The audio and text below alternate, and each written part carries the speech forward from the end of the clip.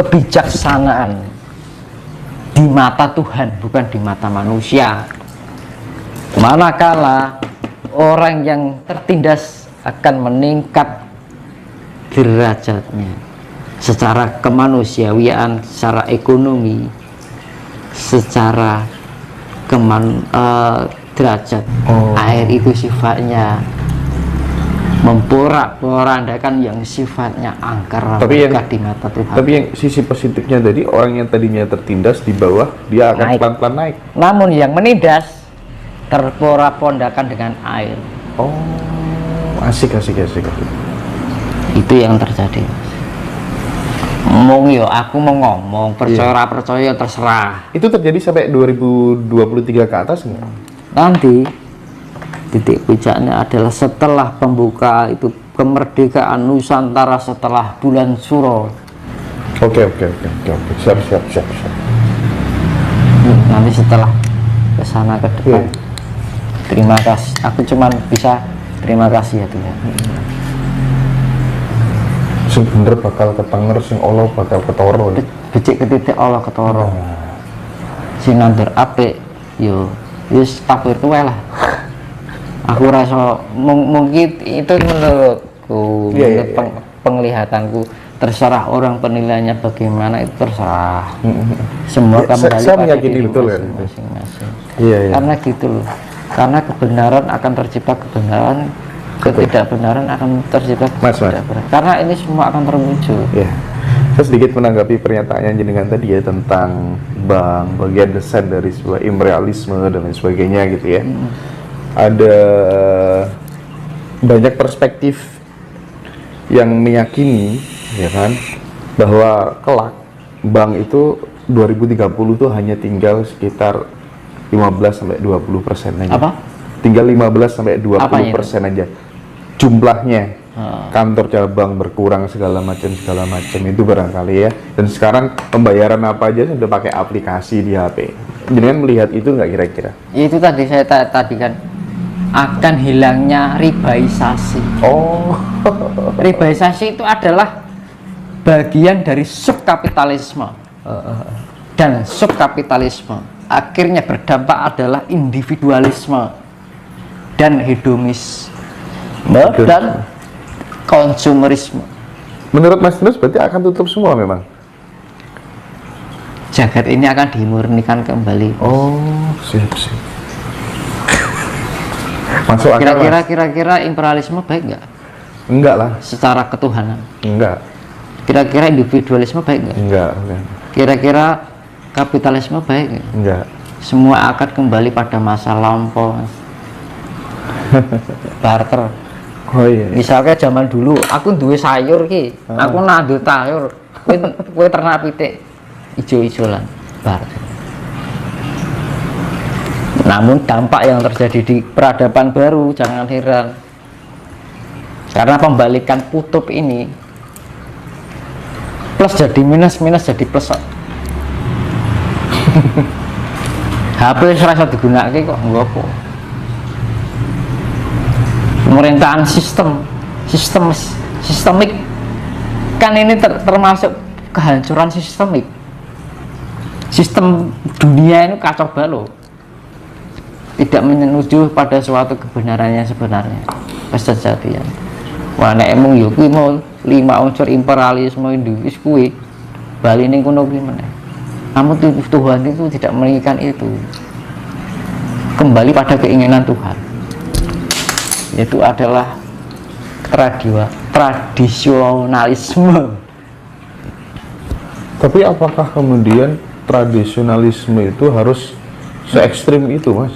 Maksudnya sampai kemudian kita akan barter gitu sampai mending mas mau nggak dikembalikan pada kayak Nabi Nuh? Mau.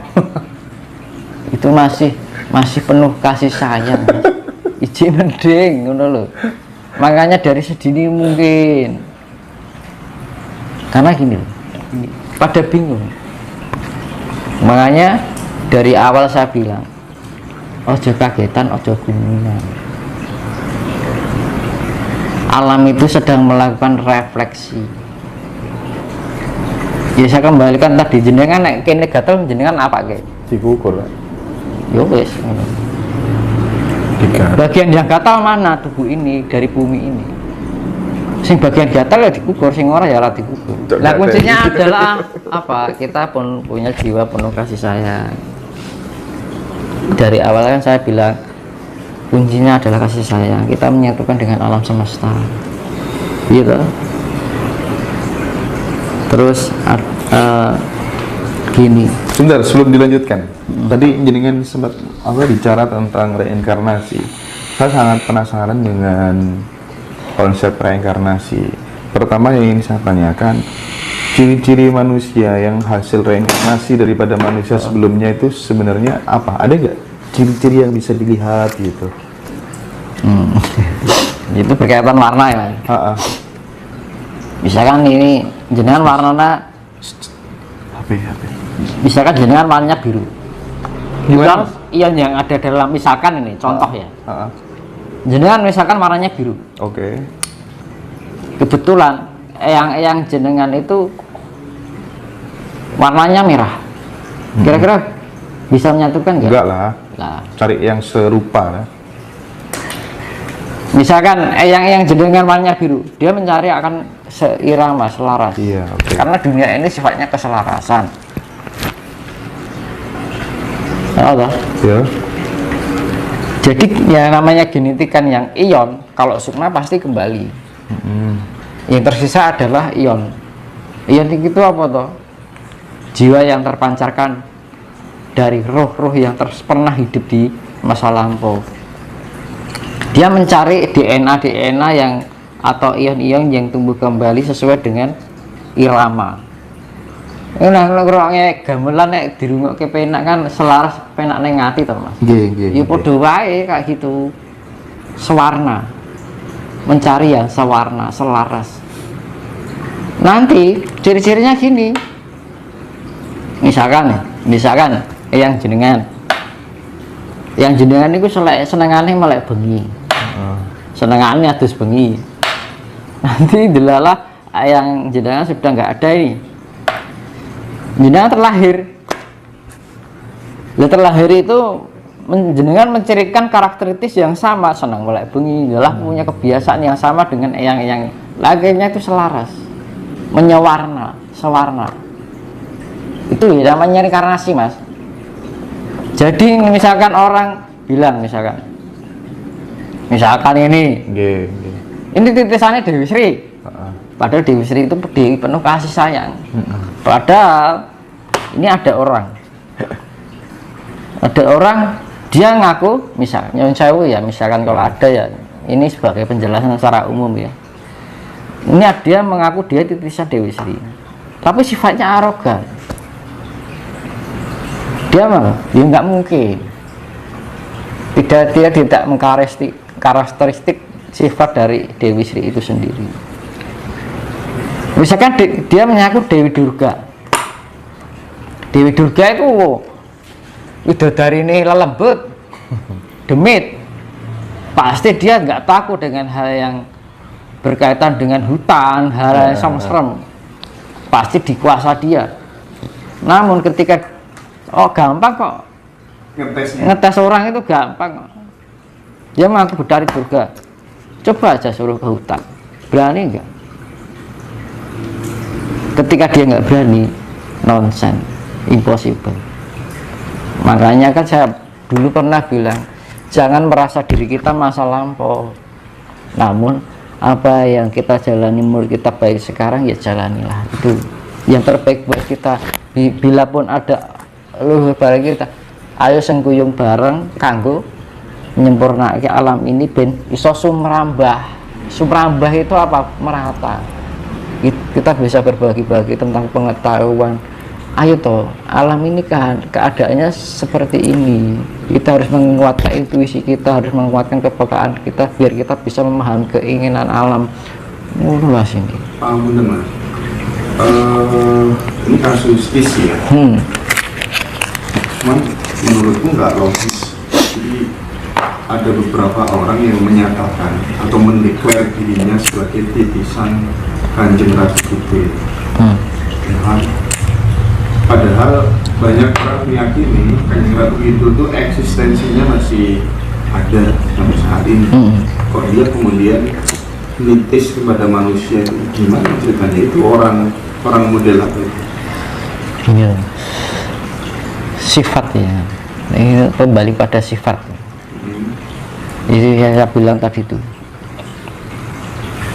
Ini misalkan Dewa Surya, ya. Dewa Surya karakternya seperti ini. Dia memanifestasikan secara pekat di dalam tubuh seseorang. Mana diarani dewa ngajawanta dadi menungso. Lah manungso itu sifatnya pekat sekali dengan sifat kadewatan. Manakala orang yang mengaku sifat Ibu Ratu itu sifatnya sudah kadewatan loh.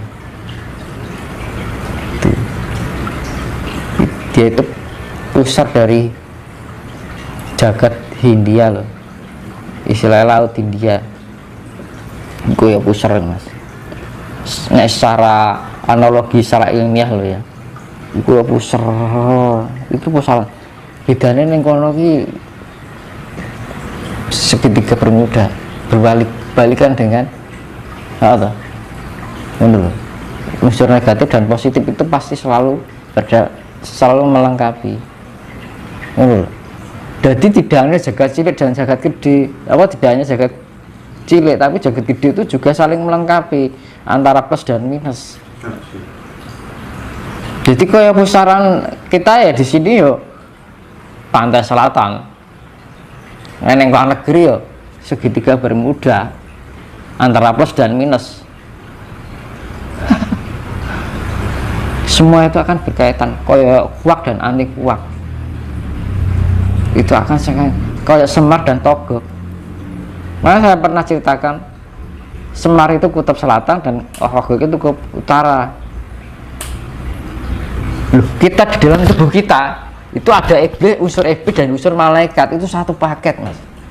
Namun ada sifat penetralisir ketika elektron dan proton itu 50% disatukan menjadi neutron.